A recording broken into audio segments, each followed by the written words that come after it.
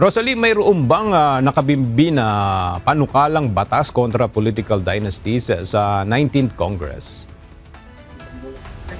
Isang panukalang batas ang nakabinbin ngayon sa House of Representatives samantalang dalawang legislative measures naman sa Senado laban sa political dynasty sa bansa. Pare-parehong nakabinbin pa ito sa House Committee, gayon din sa Senate panel. Kahapon, isang petisyon ang inihain sa Korte Suprema ng iba't ibang grupo upang hilingin ang tulong ng Korte Suprema at pilitin na ang Kongresong magpasa ng isang panukalang batas laban sa political dynasties.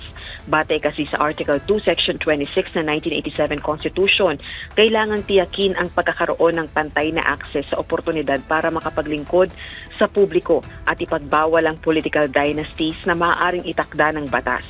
Kung mapagbibigyan naman ng petisyon ng kataas-taasang hukuman, hinihiling sa Supreme Court na i-hold ang Kongreso in contempt kung papalyang makapag-comply sa itinatakda ng saligang batas laban sa political dynasty sa loob ng isang taon.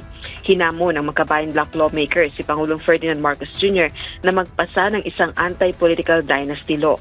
Ayon kay House Assistant Minority Leader Gabriela Women's Party List Representative Arlene Brosas, kung gustong matugunan ng issue sa pagkakaroon ng konsentrasyon ng powers at wealth sa iilang pamilya sa bansa, dapat makapagpasa ng ganitong panukalang batas.